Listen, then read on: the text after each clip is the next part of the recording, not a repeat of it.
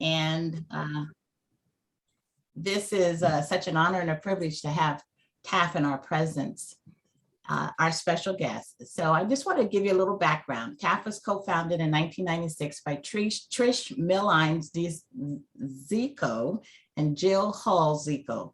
Trish left her 17-year career in the technology industry to start TAF, and today she is the current serving executive director. The first programs launched in 1997. They were designed to prepare teenagers for tech-focused summer internships in programming, network engineering, web development, media production, and college preparation. TAF has continued in their effort to ensure students of color have access to the skills needed to compete in the growing technology scene. In 2008, TAF Academy, now named Sahali, became the only public school in Washington State to be co-managed by a nonprofit and a school district. In 2014, TAF launched the STEM by TAF School Transformation Program to fully transform public schools with the STEM by TAF model. And then in 2015, TAF was asked to take over the Martinez Fellowship Program, which provides and supports multiple pathways to teaching, early career coaching, and ongoing professional development in order to improve teacher diversity and the retention of teachers of color in Washington State. And with that, tonight I would like to introduce the TAF representatives, David, Heather, Krishna, and Maribel. But what I'm going to do this evening, I want to do something a little different. I'm going to ask them to introduce themselves, not only by telling us your names, but also your titles. And then can you briefly share with us what led you to TAF and why? And we'll go in alphabetical order by first name.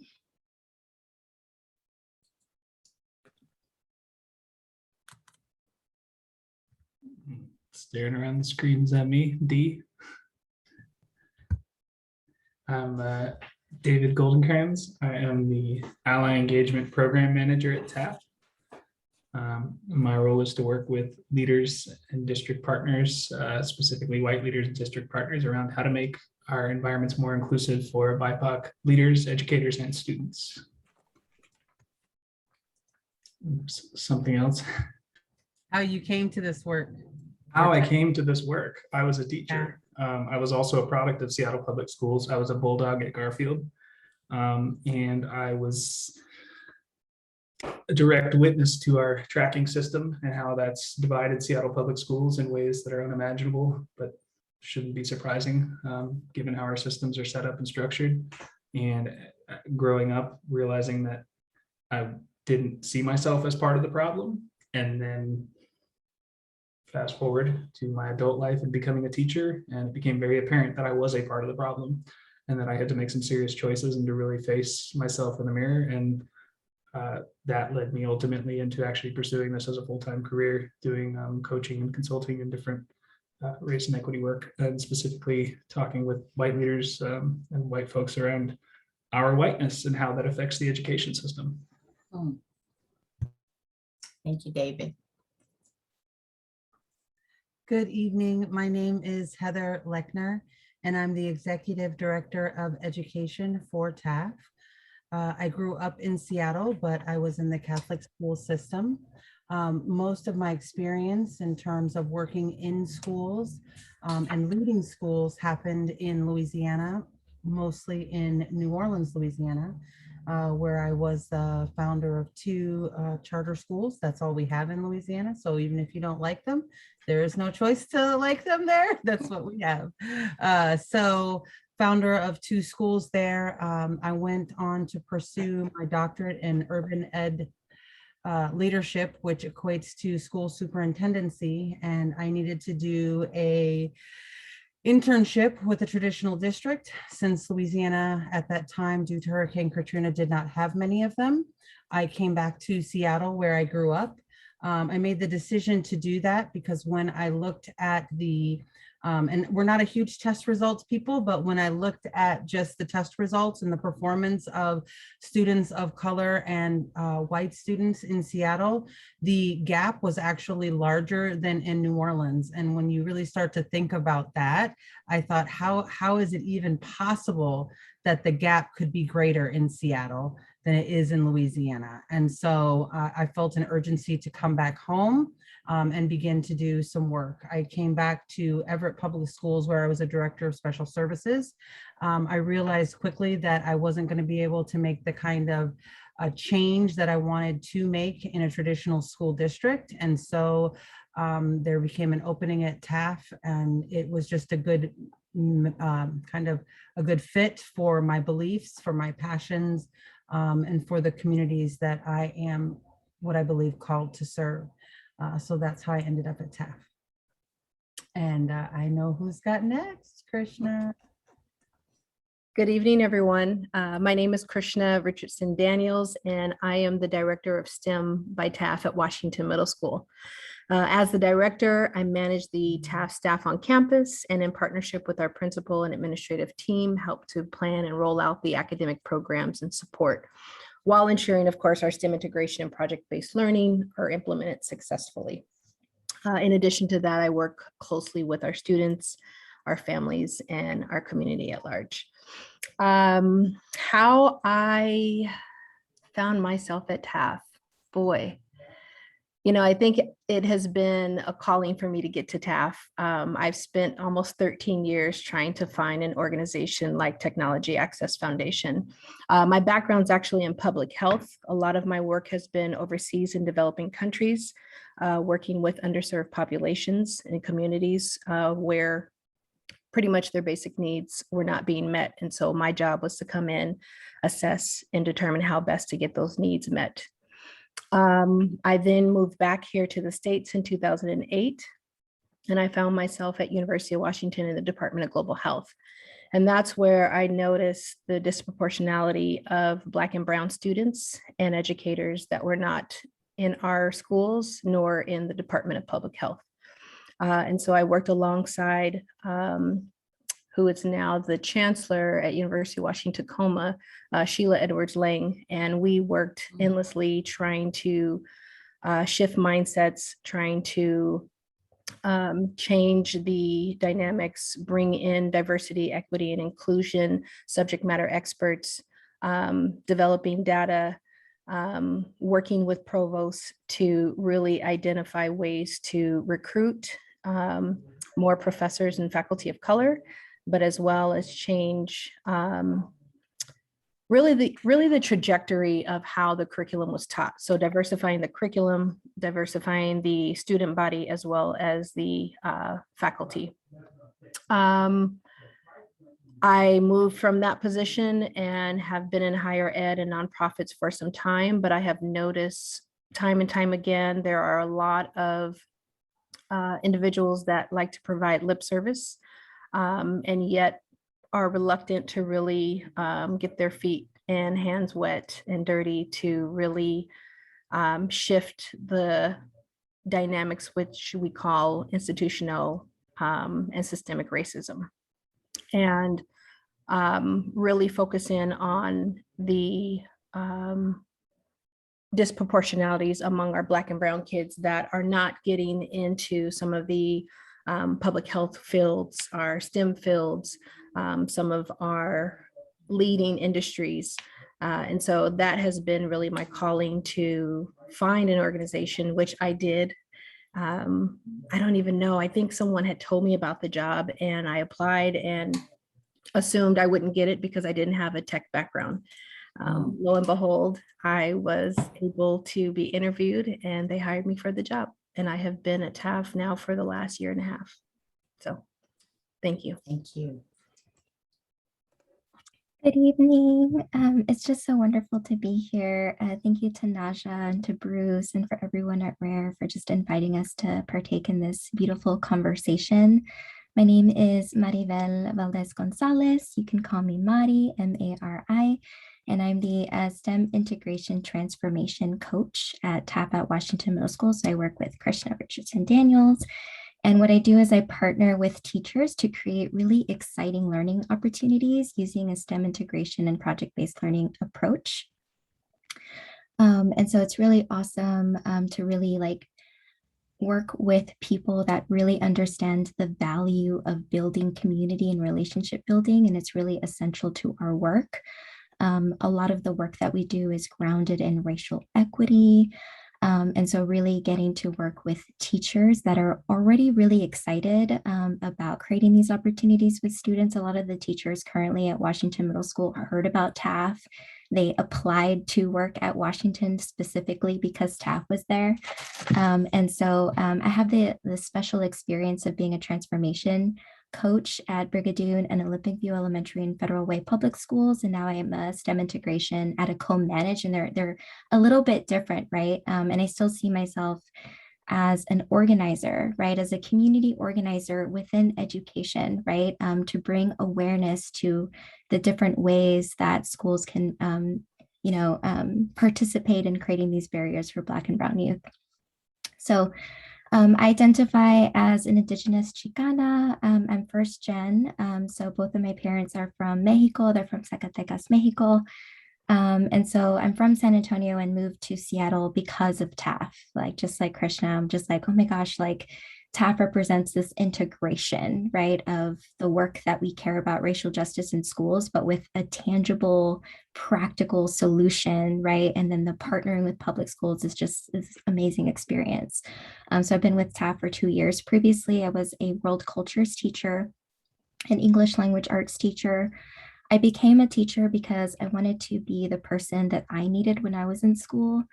I graduated from high school incredibly insecure, just this incredible cognitive dissonance, like experiencing racism, microaggressions, sexism, all of these things my entire life, and like feeling it in my body, and not really having the language or the ability to really articulate, what is going on. And just like going through life pretty much like not empowered, not excited about education, not really motivated to choose a passion.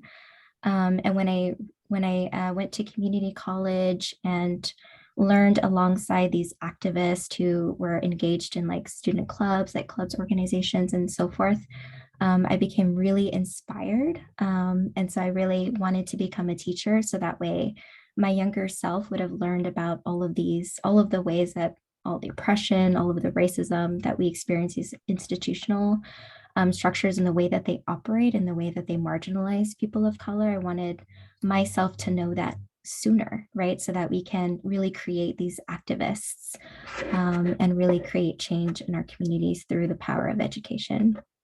So what an honor to be here. Actually have a Padlet for you all, because I would love to learn, we all would love to learn more about who's in the room. So I have a Padlet and I'm going to paste the link into the chat. So if you click on the link, it's going to take you to another browser. So if you're on full screen on Zoom, it's going to take you to a browser. And I can share my screen too and show you how it works. Let's see here. Okay. So can you see my screen? I feel like if you're not asking that question, it's not really happening. Okay, so this is our Padlet here. And so this is an introduction.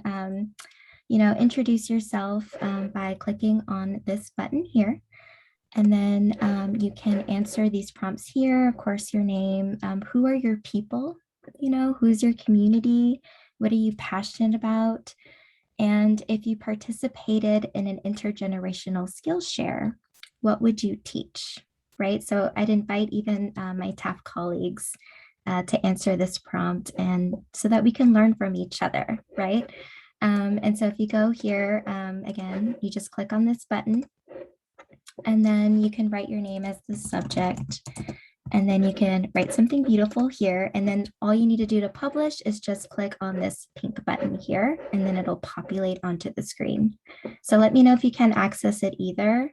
But this is, we understand you're here to learn from us, but we really want to engage in a community exchange with you all today. So I'll give y'all some time, and then we can see some of your responses. And then I'll be sharing the screen too. So Dr. Heather, let me know when you're ready to begin.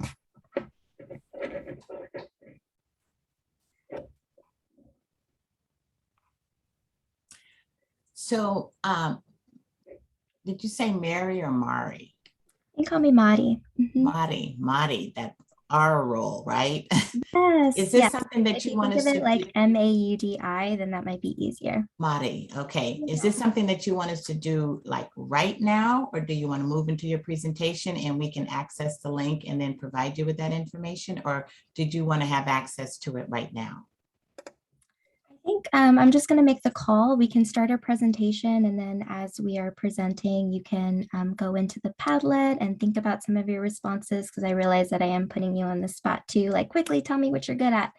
And so we can start our presentations, and then we can just all take a look and see who's in the room as we engage in a conversation after. Does that sound good? Okay, all right, because we want to give you guys in the presentation full attention.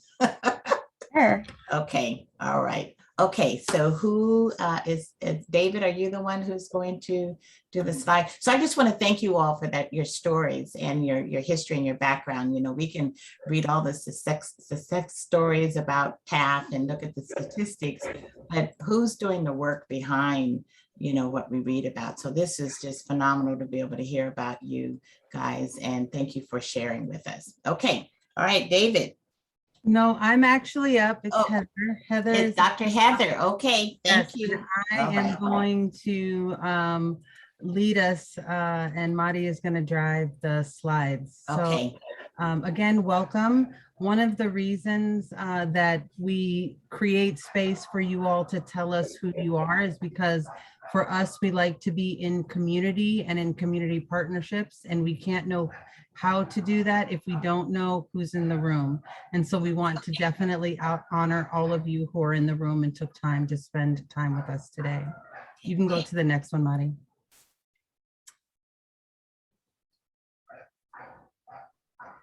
So I won't read the slides to you, but I do want to just talk a little bit. And Naija, I just want to say thank you so much for doing my job. I really think that you could have just taken my role today. And so I'm going to be a little bit more succinct because you hit all the high points. But I do want to say that TAF was the brainchild of Trish Malines DeZico. As stated earlier, she worked in the tech industry, and she had this idea with Jill Hull, who was a middle school social worker. And each of them in their respective fields saw a common reality that students of color had limited access to STEM fields and subsequently little representation in any of the STEM industries.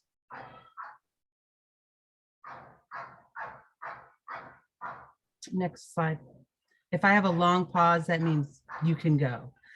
So together they decided, you're going to go back to Jill, please. Together they decided to start Technology Access Foundation, more commonly known as TAF, to provide increased access to technology as well as to the tech industry.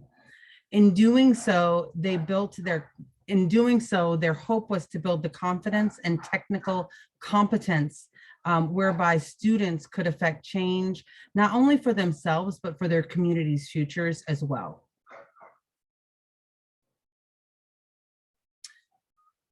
Jill and Trish felt a strong urgency, and you heard Naija say that they started talking about it in '96, and by '97 it was a thing, right? And it happened so quickly because they felt this strong urgency to respond to the need that they saw.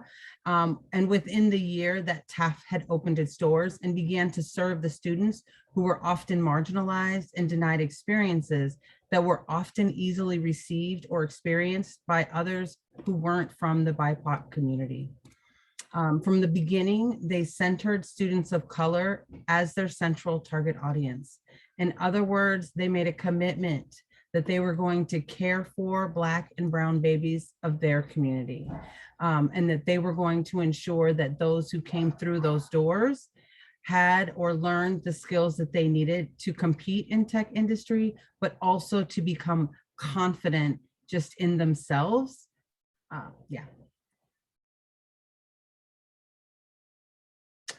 25 years later, staff is still doing the work, and it is still centering students And I think it's really important that we say that. We have a new mission, and that new mission is in front of you right now. But over the 25 years, the mission has changed, but who we focus on has not. Okay, we always want to ultimately center our students of color, but we have expanded the way in which we reach them and the breadth of services that we provide to expedite our imperative to empower students to create the world they envision. So how do we do that? We do that through co-management of schools. Mari talked about that a little bit already. We do that through direct student support, and direct student support is where we started in our after-school program, but we transitioned that now to direct student support within schools. We do that through providing professional development for teachers, through programming to support teachers and leaders of color, for professional development for school administrators, district administrators, as well as white leaders in the educational system who serve as our allies. And all of that, again, is done in service of our mission that you see here.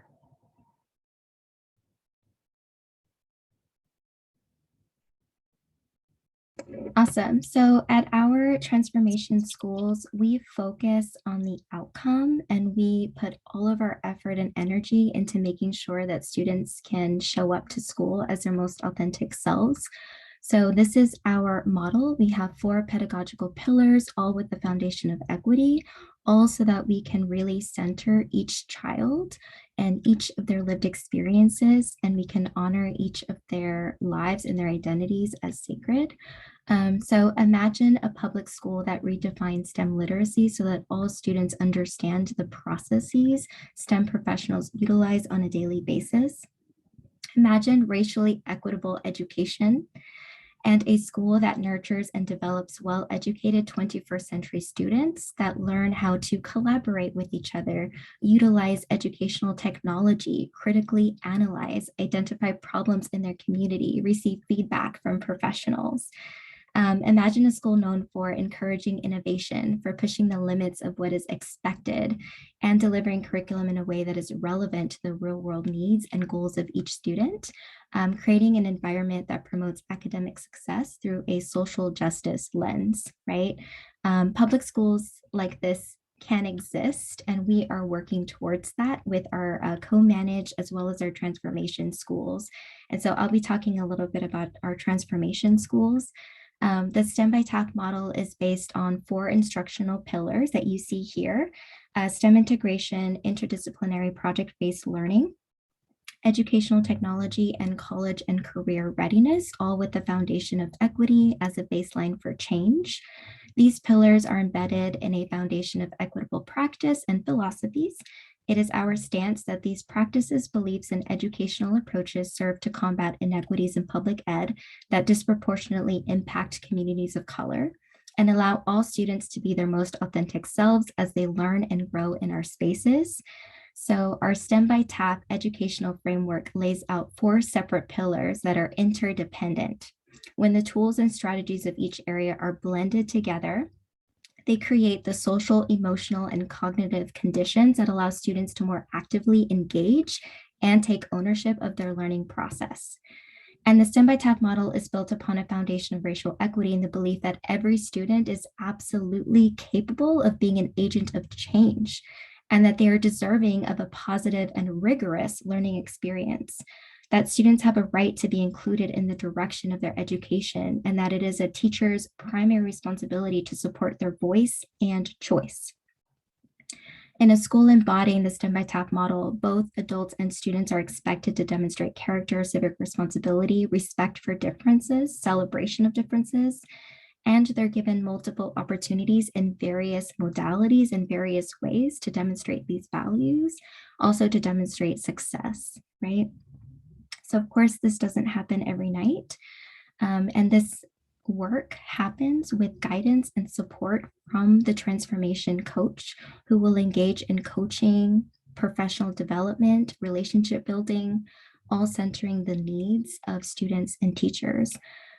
So even this week at TAP at Washington, one of my, actually the first few weeks of school, my primary goal is relationship building and really understanding our teachers, the goals they have for the year, and helping them to realize that, project-based learning and STEM integration is good teaching, and that they don't have to change their intentions, right? Because all teachers really want to help their students learn and grow.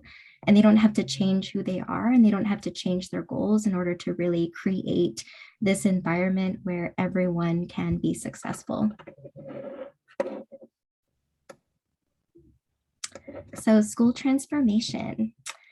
So this program, I'm so excited about this. I'm entering my third year, being able to support school transformation, and I still just have so much admiration for the vision. That's not only Trisha's vision, but also all of the staff and the community that have contributed to what school transformation can look like. So this is a 5-year program.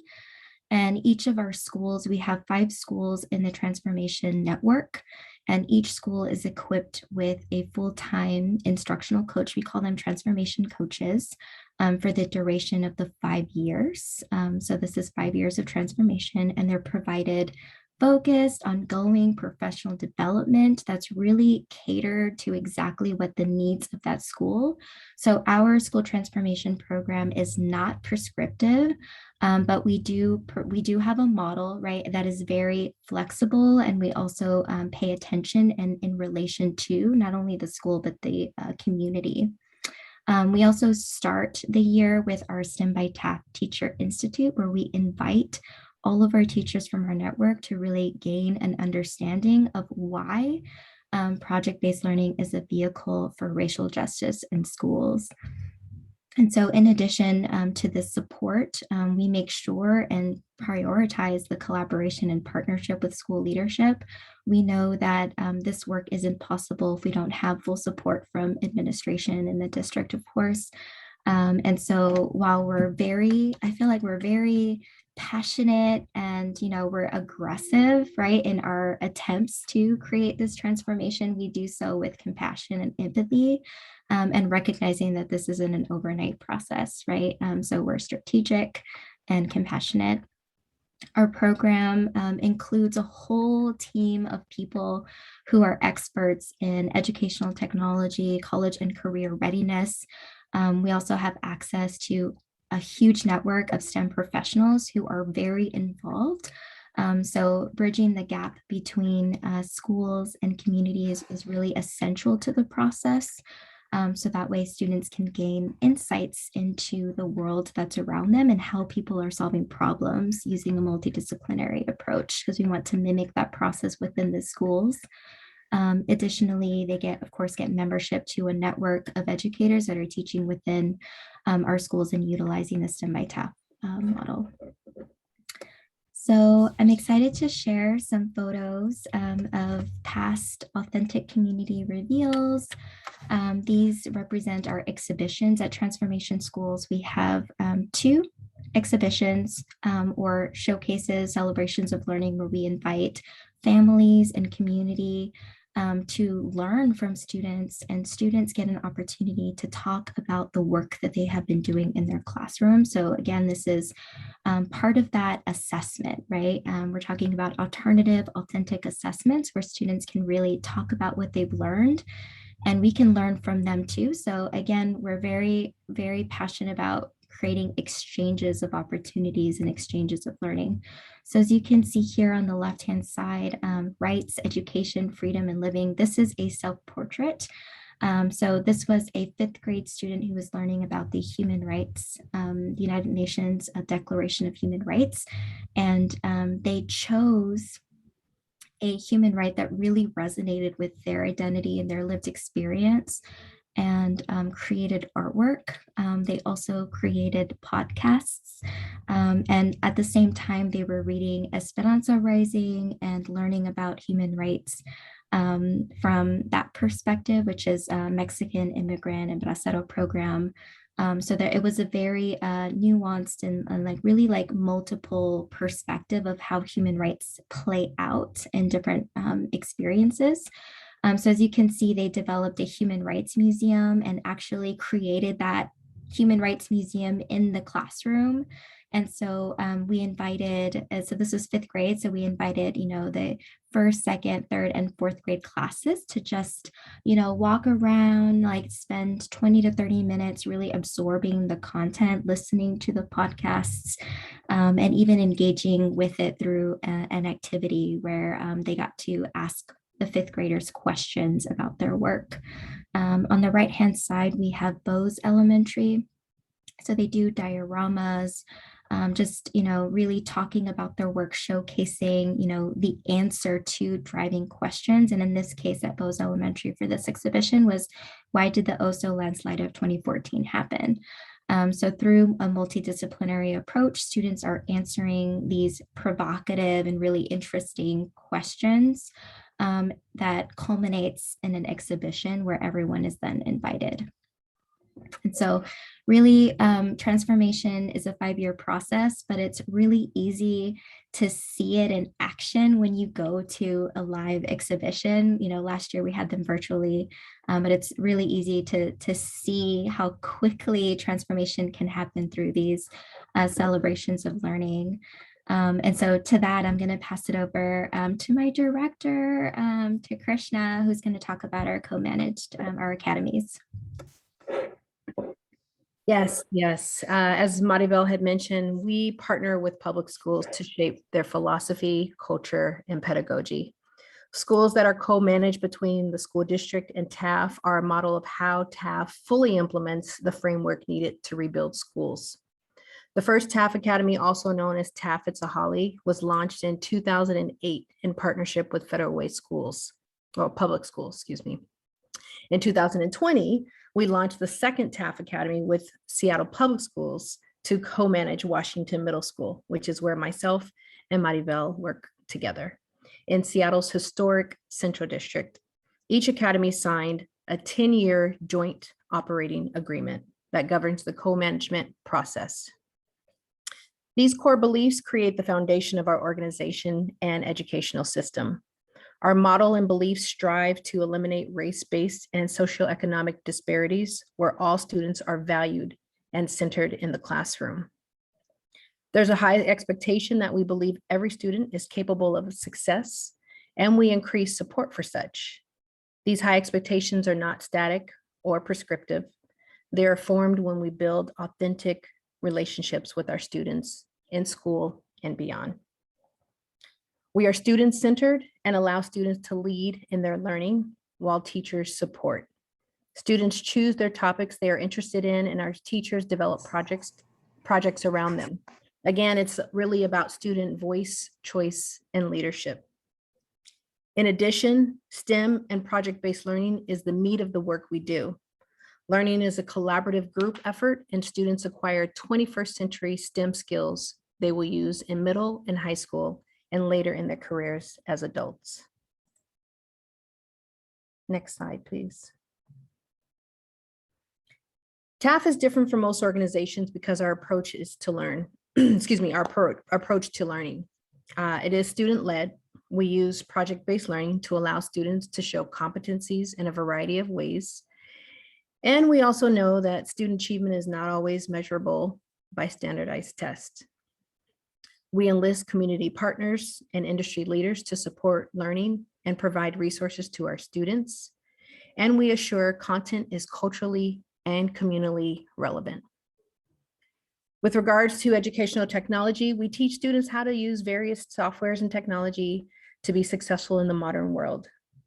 A variety of these platforms our students may use, such as code.org, Twinery, Flipgrid, Padlet, as you all may have just learned this evening, HTML, Miro, Mood Board, Minecraft, CSS, and more. The list goes on. We train teachers to create safe, inclusive, anti-racist learning environments where all students are empowered to grow as learners. We want to change the trajectory and narrative of students who have been underserved by creating academic enrichment opportunities and environments that eliminate race-based disparities to nurture academic achievement that will create equitable access. And lastly, we have the capacity to provide virtual and in-person college and career readiness workshops. This is also in conjunction with information sessions to better prepare our students and their families beyond their journey with TAF, whether it's college, trade school, and or non-traditional post-secondary opportunities. These key opportunities produce students who are socially conscious and self-aware, armed with the 21st century skills needed to be successful in whatever pathway they choose, and positioned to create the world they envision personally, communally, nationally, and globally. So this last slide, you'll see is just a glimpse of some of the resources our students have access to. The Junior Husky Summer Academy program. This is for our incoming sixth graders who are just trying to get their feet wet and understand what middle school really looks like. So there are a number of classes that our students are taking together, right? So we actually bring in all of our feeder schools, and those students have an opportunity to work together for 4 weeks and come and actually develop a culminating project at the end, which they'll share with their peers, family, and staff alike. In addition, we have the college and career fair and college visits. Last year, it was all held virtually, and we had over 80 something universities and colleges attend, which was pretty phenomenal. So I'm really excited to see what happens this year in person, keeping fingers crossed.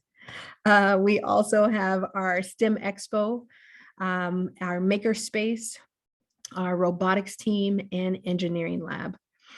These are just, I will say, not all of the resources and opportunities our students have access to, but this is just a glimpse of some of the resources that are readily available to our students before, during, and after school.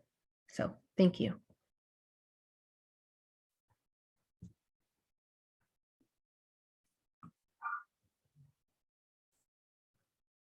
I think it's me again to talk a little bit about Teacher Institute. And Madi, if it's you, I'm sorry if I'm pushing you to the side. One of the things that I have the pleasure of doing is leading all of the programming side for TAF. So everyone who's speaking, they're all members of my team. And so I know a little bit about everything they do, but they're experts in their particular areas. That being said, I'll talk a little bit about Teacher Institute. Madi mentioned it earlier. It's really the place where our teachers come together. They begin to network and learn. It's also an environment for our teachers to learn firsthand how to lead their students through a learning process, how to become an inquisitive learner so that they can actually feel more comfortable, I believe, to release their students to be the drivers of education. And it is the combined brainchild of all of our transformation coaches, as well as our curriculum and design people, our staff who work specifically with administrators. But it's also the place we lay foundation for equity and draw the connection and through line that Madi spoke about earlier.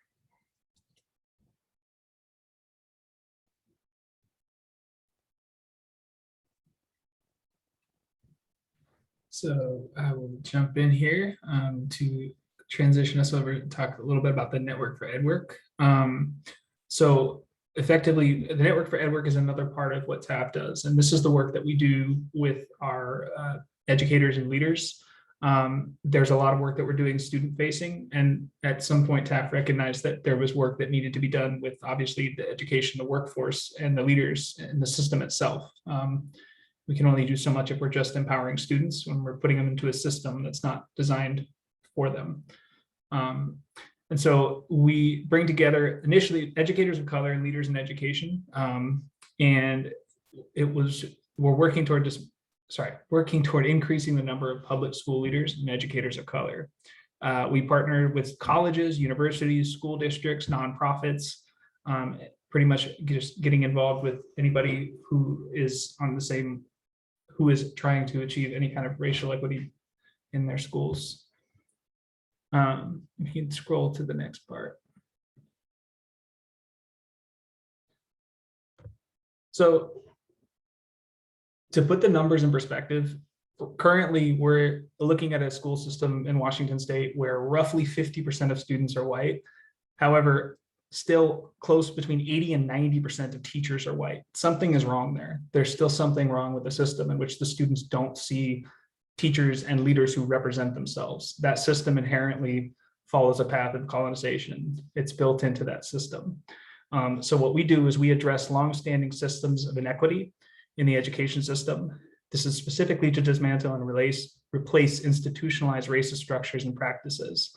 We're unapologetic in that work. We call it out and we name it for what it is. We provide educators of color and education leaders with tools to rethink how we can undo oppressive structures. You can go to that next slide, please.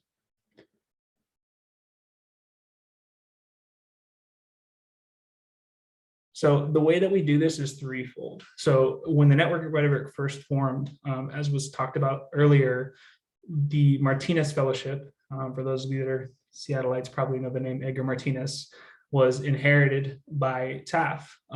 And that program was specifically to help early career BIPOC educators to effectively stay in the system. Retention is obviously a huge problem. And we see many teachers come into the force and leave because there are no structures there to support them, and they're not being empowered to feel like it's a place where they belong any more than the students do.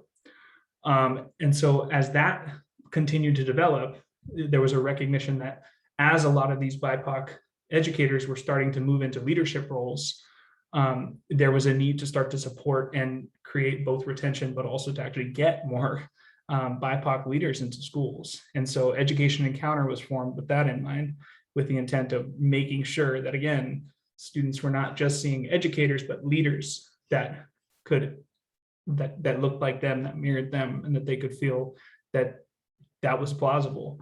And they're committed to, again, working toward dismantling unjust practices, structures, and educational settings. From that, there was a recognition that there was one missing piece there, is we were still, just similar to students, we're still operating in a system that is inherently unjust. And if we're not addressing the piece of whiteness and we're not working with the white folks in this, that change can't happen. And so ally engagement was developed for white leaders specifically who want to transform their education environment to be more anti-racist, relevant, and responsive to BIPOC teachers and leaders. So with those three programs operating in tandem, we're taking on both, again, early career BIPOC educators, BIPOC leaders, and ally engagement is focused specifically on white leadership. And if you can go to the next slide. So this work is rooted in a framework that we call liberation pedagogy. It's an approach to teaching and leading and facilitating that asks participants to focus on these four things. So it's recognize, undo, replace, and engage. So we're really focusing on recognizing and intentionally undoing these internalized supremacist cultural norms. And that goes for both BIPOC educators and leaders as well as white, is to really start to learn and to look at the system that we're in and how that has conditioned us and influenced us. And after doing that part of the work, to really start to focus on how do we replace those behaviors with more inclusive and sustaining practices. And then in doing that, to really become more engaged with community and those around us to build that stamina and collective energy so that we can continue to move this work forward. It's constantly rooted in self-reflection. It's a mixture of head work, heart work, and community. And without following that framework, that has basically become our North Star in how we're approaching this work. So I think that is enough airtime for me.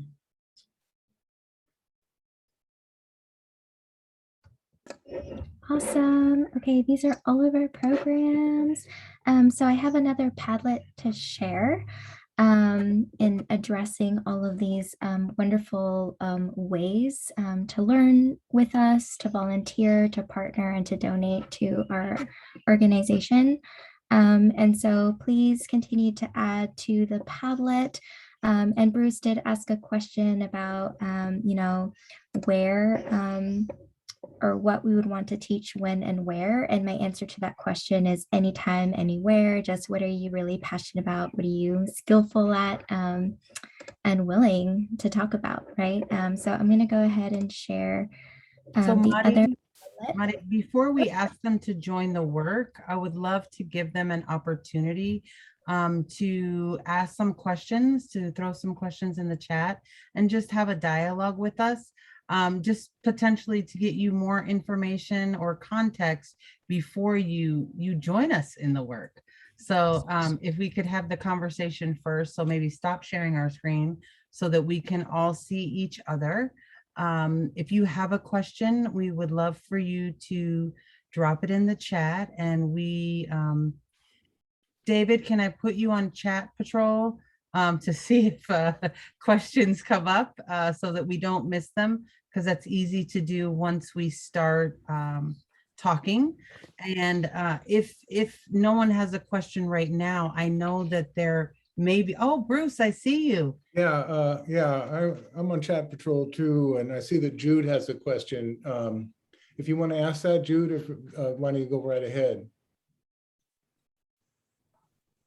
Well, I'm very curious about how the Amazon grant that you've received has moved your programs forward. I think that's it. Okay, I can speak to that. I know that you all received some information about our most recent Amazon grant to support the work of our education encounter and ally engagement. I would like to just say that first and foremost, that Amazon has been a supporter for us for a while, and they've supported us in transformation. They have supported us in our co-managed schools through a program we call TSP, which is Teacher Science Partnership. And that's one of the ways in which they bring experts into the school to help us give our students really authentic learning experiences. So we talk about design thinking, they're leading our students through design thinking. When we talk about UX design, they're sending actual designers to our school or our students to Amazon to learn about UX design. So I just want to be clear that it's built up to this moment now where Amazon has come with us through the supporting of our schools to recognize, and there are many facets of Amazon, to recognize as well that they want to get into the supporting of teachers and leaders of color so that they can, again, have more of an impact throughout our system. Because one of the things that our founder, Trish DeZico, talks a lot about is cleaning the pond, right? Like if we still have, we have to work at this transforming our environments on multiple levels. And so Amazon, with their funding, are helping us to one, build out our education encounter, the programming for leaders of color, but also their funding is helping us to launch the ally engagement program. This is the first year that ally engagement is in existence, and David is really a creator of in community. So he has asked for others outside of himself to support what the program looks like, but Amazon has helped to facilitate those programs. Thank you. Oh, now they're coming. I saw, how can Roosevelt? Absolutely. David, you want to talk a little bit about their ability to participate in Network for EdWork? And then I can back you up, or do you want me to drive it? I could speak a little bit to that, and then if you want to. So the Network for EdWork is a space where, and again, any white leaders can come into the ally engagement program, but all BIPOC educators and all BIPOC leaders are able to come into that part of the program. And so the work we're doing there, again, is specifically focused on the piece around addressing the inequity and systemic racism in schools. It doesn't focus as much on the STEM by TAF model piece, but it is specifically, again, just geared toward the Network for EdWork. So we are, at this point, an open program for folks to join and to become a part of. So any leaders who want to be a part of it, it's as simple as just getting a hold of us. You can check out our website. It's on the TAF website, and sign up. We are going to start our programming this year. Actually, in September, we have our leadership launch coming up. So that is for specifically white leaders as well as BIPOC leaders to effectively get a sense of what our program model is going to look like, as well as how we frame liberation pedagogy in this work. So again, we're more than happy to have folks, and this leadership launch is coming up. And at some point we could even potentially put that in the chat here so folks can get access to the sign up for that. So, so just to support what David was talking about, I do want to just be clear. Our education encounter is for early, like I want to say teachers who are early in their leadership experience, or people who are currently leaders. Okay, so our education encounter is not for early career teachers who didn't get into the Martinez Fellowship. And I think that that's really important to differentiate. So we do want to provide additional support as we go on. And there may be some people even on this call who are retired educators, who are still connected with schools, who are interested in participating in the leadership launch as well, because you may serve in the capacity of a board member. You may serve in the capacity of a mentor to someone within that school building. And so that is a way that you all as well can directly be involved with that programming.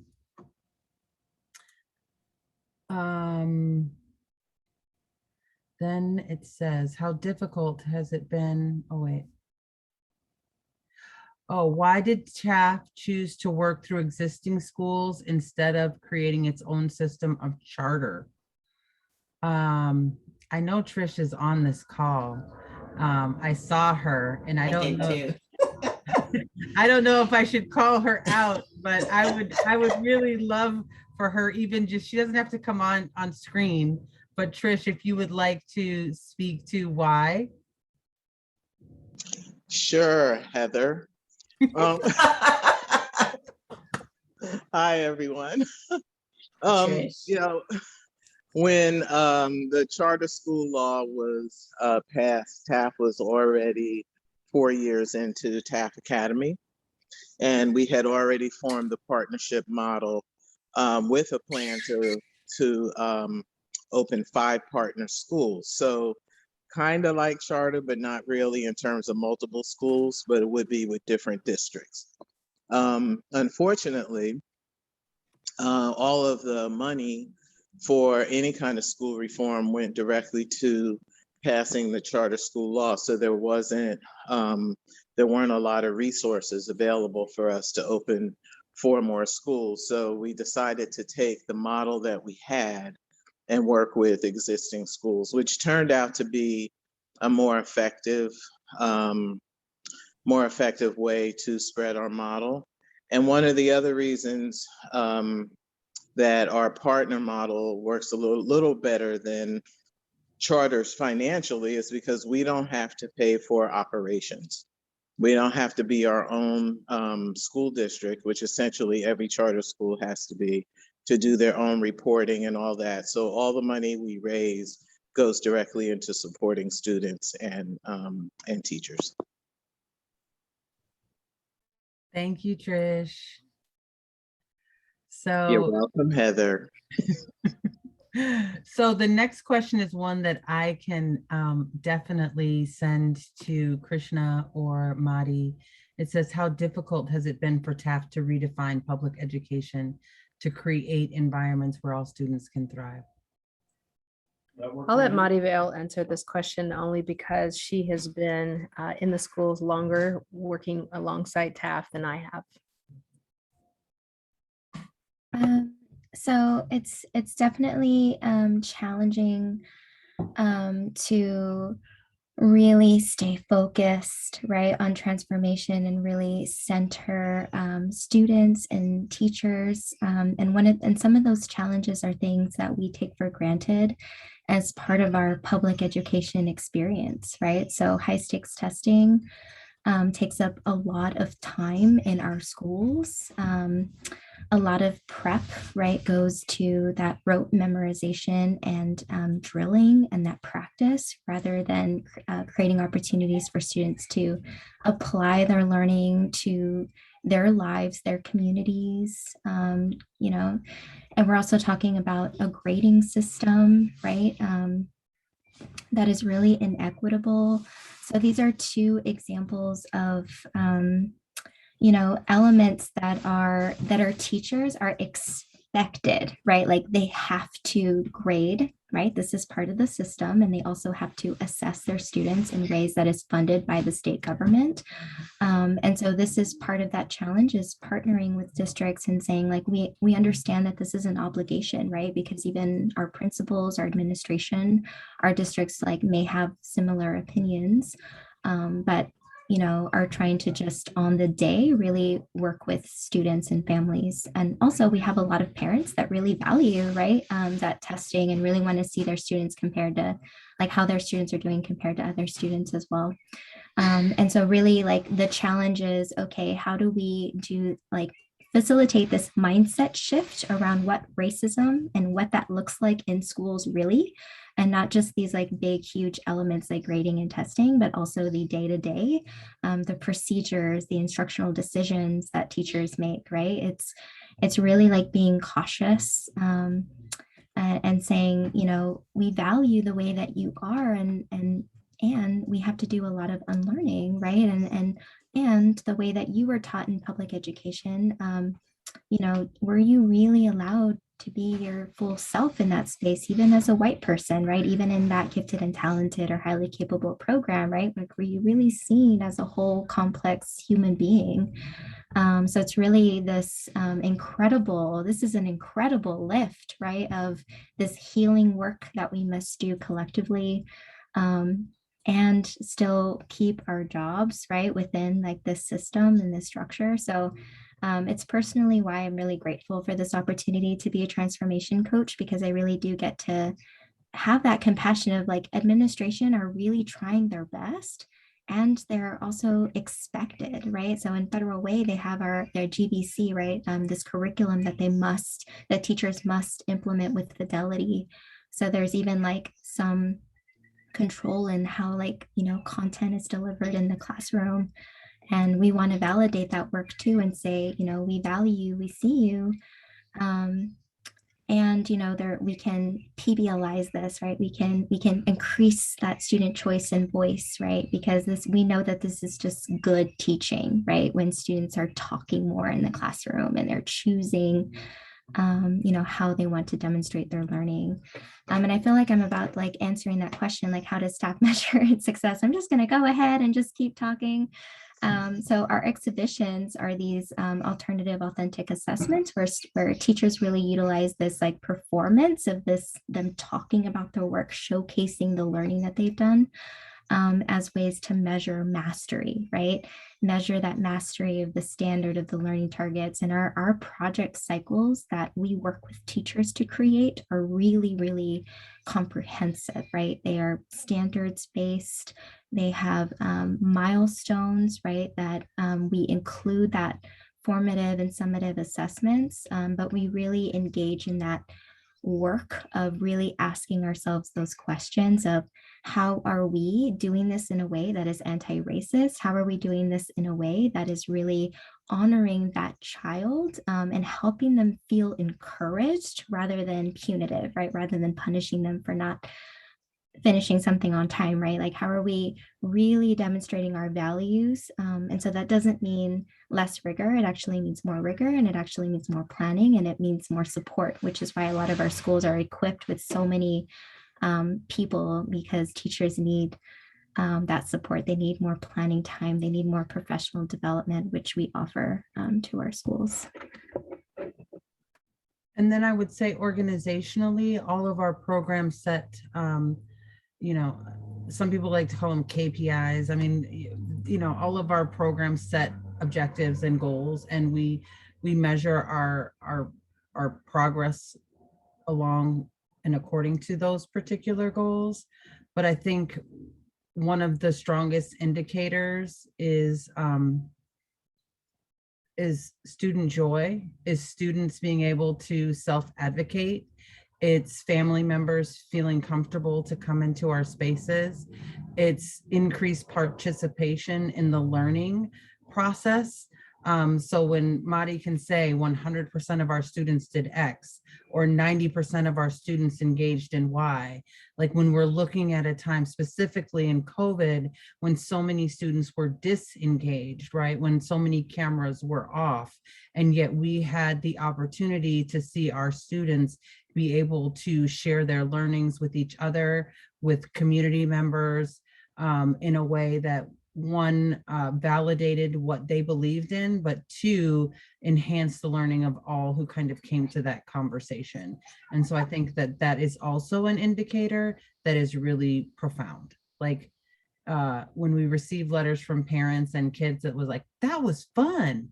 Like, I don't know how often we hear anymore, like in rigorous, challenging work, kids say like, that was fun.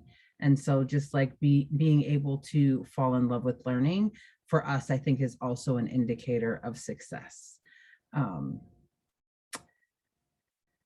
Ooh, okay, Naija, you keep dropping these big questions in here, so I'm gonna not look at that one, and I'm gonna go back to the one before that says, how does TAF fund its program?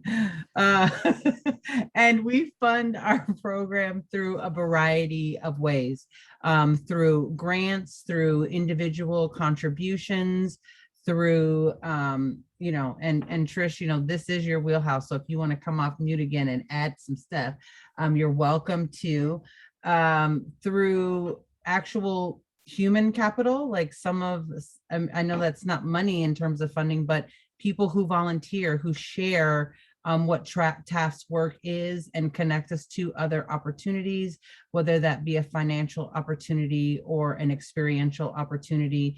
Oftentimes those experiential opportunities lead us to another financial opportunity. And so, but grants, we are a nonprofit, so that is a big part of how we are funded. Also individual organizations, companies as well. I'll just lightly touch on this difficult one that was posed by Naija. Just one piece I want to sort of offer in that is that there is a human element there of working with people as individuals and to have these difficult conversations and to help folks start to understand how the standardized testing monolith is rooted in and not only an ineffective way of assessing students, but a way of devaluing human beings. And I think as we can start to have those difficult conversations, particularly through the Network for Ed Work, it empowers us to start actually having leaders who share those views and who can start to push those visions and agendas forward, because a movement doesn't start as just a whole bunch of people all of a sudden agreeing at once. It starts with a few people who start to really get the masses moving. So I'm not saying that we're the huge visionaries that are going to flip the world, but we can definitely start to do work with individuals and at least within schools or organizations, particularly when we have teams of leadership at university level, district level, school level that are coming into these, they're not workshops. They really are like chances to have community and buy-in and engagement into discussions around these inequalities in our school. So it will be difficult. I also think a big part of this particular question is understanding the why. Like, why were these tests developed in the first place, right? Yes. And some of it has to do with financial reasons. But as someone who was a teacher in a public school system for a significant amount of time, you know, teachers were not always the best teachers, right? And you know, if you were, let's say you were a biology teacher, like you might love teaching the cell and you might spend 10 weeks on the cell and very little on other areas, right? And so your student might be a cell specialist, but they might not understand any other competencies that are covered within biology. You might be a teacher who's just tired and the population of students is changing, the behavior is changing, the attention span is changing. And so how do you keep up with that? Well, you disengage often is what was happening. And so the standards, I believe, were really a call to, it's important that our kids get access to particular content. And so we want them to understand about X, Y, and Z, right? All that, the important core ideas within the core subjects. And I think that why ultimately, you know, when we say, like, if you're doing something, then you have to measure it. And then it became more about the measurement than it did about the initial why, right? And I think that initially it was like, our students need to be taught and they're not being taught. How can we ensure that they're taught? It doesn't make it okay, but I do think it's important to know kind of the why. And with that, if we can move to a system that ultimately honors the importance of the process of learning, and that there are multiple ways to express the learning that you have experienced, the more often we can foster that sort of environment, the less the less testing is necessitated, right? Because it really is the easiest, quickest way to say, did you do what we told you to do? Teachers. And we're going to measure whether or not teachers, you did what we told you to do by students. And I think that's the place that crossroad is a big part of the inequity, right? So it says works incredibly comprehensive. Our goal is to scale. Currently, TAF has a goal of being in 60 schools across the state of Washington by 2036. The way that we go about doing that is adding 3 schools to our portfolio every year. So we are at 7. Hopefully this time, if we get to talk to you next year, we'll be at 10. So if you know, like, school district leaders who are courageous, who are visionary, who you have strong relationships with that you think might be good partners in this work, you know, that's a way. You know, you said, how can you work with us? How can you partner with us? That's one of the ways that you can work with us and partner with us, is to create access to new communities, that whether that be a school or a system, right? We need advocates and allies to begin to move forward in this work. And we do most of our work through relationships. So I think that's a strong way in which you can help. Oh, I can answer this question. okay, Krishna, thank you. Thank you. You know, there's a plethora of difficult conversations we have to have with teachers, specifically white teachers, pertaining to unconscious bias, pertaining to singling our students out, pertaining to shifting their mindsets on what learning looks like and instructing really looks like in the classroom, for all of our students to thrive and to be successful. I am born and raised in Seattle and grew up in the Mount Baker area, and noticed that Washington Middle School has shifted. Even though our student body seems to be the same, we have had a number of educators that looked similar in scope to the students that we are serving now. And that is not the case any longer. I think we're roughly about 90% Caucasian teachers, and about, I'd say, 70% kids of color. And we have noticed that a number of our teachers are really still understanding or trying to come to grips with the fact that our students think differently at times. They want to learn different. They're not always, our teachers are not always culturally responsive when instructing. And so it takes not only myself, but our STEM integration transformation coach to really help them see that. And so one thing that I will applaud TAF for doing is providing racial equity training and workshops that we have almost year round. And we have set goals for not just our programs, but for the organization as a whole. And that has been not only useful to TAF staff, but also to our educators who have partnered with TAF. And so it's an ongoing process. These are ongoing conversations, but I am learning that the conversations are becoming less difficult as our educators are learning more about their own biases, as well as ways to be more effective in culturally responsive instruction. So if Maribel, you have anything to add? I would also add an important component is that TAF is doing the work with our network partner schools. Correct. Right. So Krishna alluded to that, but being in those sessions, learning side by side, getting a common vocabulary, being able to, within that space, there are often affinity spaces for us to, and for those of you who may not know, that's when a group of people of like race come together to talk about particular questions, issues, opportunities, wonderings.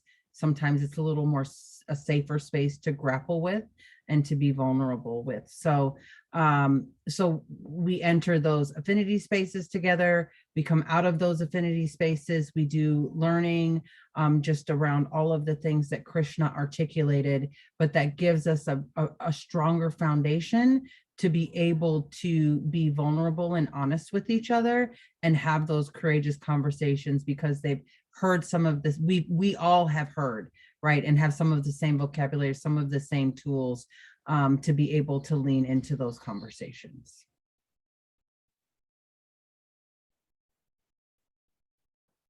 What is our secret to generating BIPOC parent engagement?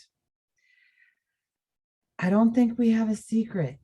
I think that it is, in truth, it is still a work in process. Many of the schools that we enter, many of those BIPOC families have experienced harm. And I think you may have heard Madi say a couple of different times about healing, right? Trying to create environments of healing, how to show up in an authentic way that they will trust you and believe that you are still committed to being there, and that come next year, you won't be gone, right? I think the same with teachers. Like, there are programs that come in, they're like, oh, this will be gone in a year, I'm not really going to pay attention to it, right? And I think that's the same, with our communities that have been harmed, and they have a revolving door of people who are coming in to fix things. I think that's one of the things that you'll notice when we gave our presentation earlier. We talked about relationships. We talked about 10 years.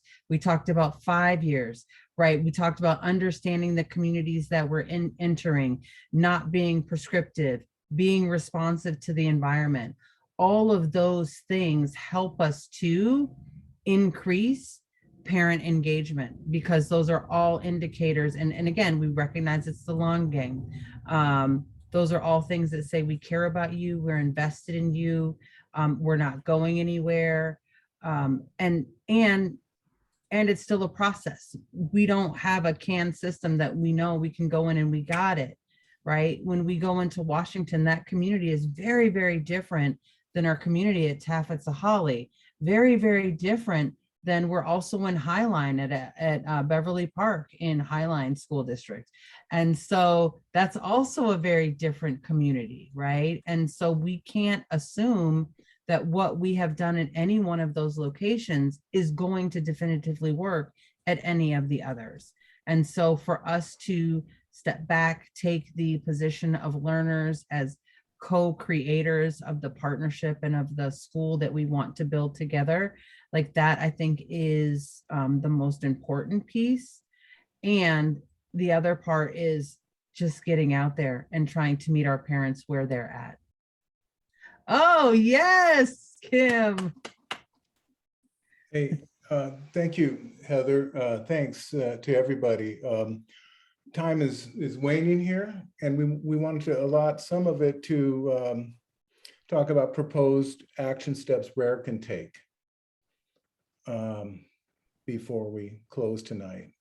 And as I said, so those are all great questions, great discussions. I just have to commend you all for the work you're doing. You know, we've been a country for, you know, a couple centuries, but we've put people on the moon, and my kids gave me a watch I can talk to them on the phone with, but our classrooms haven't really changed much. And to see what you've done here, and Trish, if you're still there, to give up a gig like you had to do this is, you know, really commendable. You're on my noble short list here, as are the rest of you. So steps RARE can take. Okay, Madi, you're back. All right, so I have a Padlet here. Let's hear. So we're calling it the STEM by TAF and RARE Exchange because you can see how you can learn from Technology Access Foundation, how you can partner with us, of course, how you can donate to keep our programs sustained, and then of course, how can you volunteer with our organization. We do have several opportunities to volunteer and mentor our students engaged in project cycles. There's also space for you to type in, you know, how can we as Technology Access Foundation, how can we learn from RARE, and how can we partner with you as well, right? We want this to be an exchange and community building. So I'm going to go ahead and paste the link into the chat.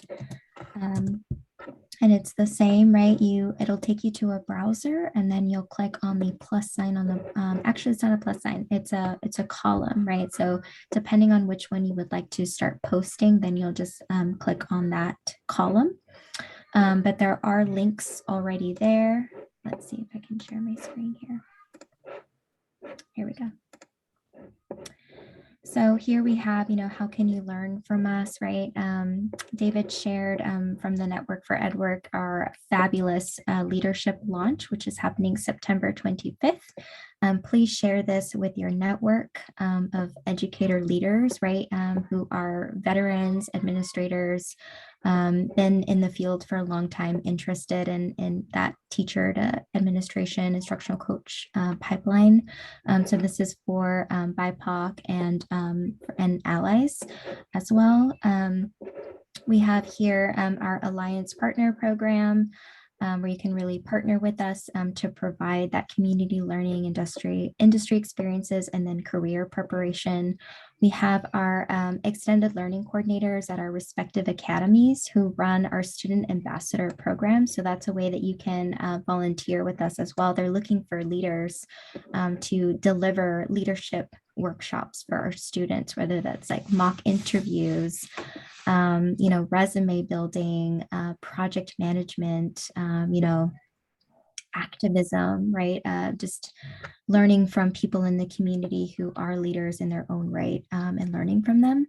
We also have our Project Spark program, which we are launching at TAF at Washington Middle School. And it's essentially a teaching tool, right? This like this physical hub and showcase of the wonderful volunteers that we have relationships with at Washington, so that students and teachers can visually see the plethora of roles and the diversity of fields that exist in the world. If you have a really interesting title, please sign up for Project Spark so we can have that represented in our teaching tool. And so all we need for you to be part of our program is a photograph, you know, a short biography, why you chose that role and how you make a difference in the world, right? So students can really get that experience. And really Project Spark is like the manifestation of our STEM by TAF model because of the college and career connectedness that takes place. Let's see here. And then, so as you can see, please feel free to engage in this Padlet. And this is something that we can refer to for days to come. So if you're just, okay, like I can't think of anything right now, feel free to use this as a tool for us to stay in contact. I also have the introduction Padlet going. So how can we partner with you all, and maintain this wonderful community relationship, right? And how can we learn from you? And then, of course, are there any community events or announcements that you'd like to share? Because, we have access to, hundreds of youth and teachers and community members. So if you have an exciting opportunity for kids, right, and families, we'd like to share that as well. Wow. And we'll be able to access this after the meeting and to be put it on our website. That's right. Yep. And I can commit to keeping up with the Padlets, and feel free to include your contact information as well in either one of the Padlets. I'm particularly interested in learning about your skills. And if you'd like to stay in contact and figure out how you can get involved, we can set up a meeting in the future as well. I would say if you are going to put this on the website, then you might want to put your contact information on the first Padlet, which is not, which wouldn't be outward facing. That's the one that would be inward facing. The first one that Mari put up that says, who are you and more information about yourself. And then on this one right here, you could put your name, but maybe not all of your personal information. Great, thank you.